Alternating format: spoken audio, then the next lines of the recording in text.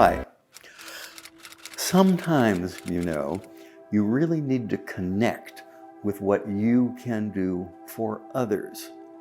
Now, that may sound like a general, good, altruistic principle, but there's really a lot in it for you if you fathom the situation in depth and correctly.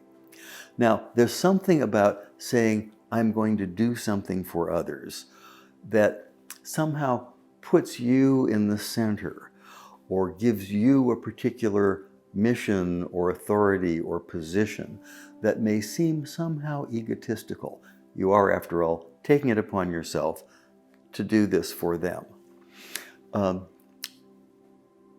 it may seem that way, but on the other hand, if you don't do that, if you don't assume that position and take that action, then you're actually defeating what it is you started out in the first place. For example, let's say mom is making soup for the family, and somewhere in the process she says, I've taken upon myself to do this. Maybe I'm not really very good at this. Maybe this isn't going to be good enough.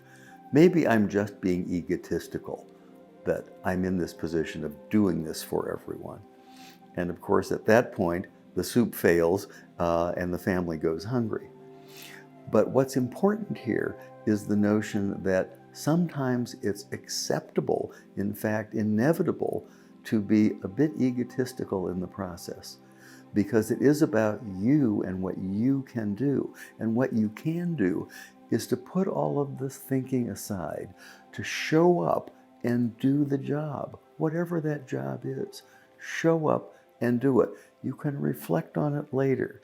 But it is much more egotistical to say, oh, me, I can't do this, than it is to actually step in, do the job, and then see how it goes. So all of this notion of hesitation or egotism or things that keep you away from taking that step, from plunging in, from doing the job, and from accomplishing whatever it is a mistake. And stop that. Do it. Get involved. Think about it later.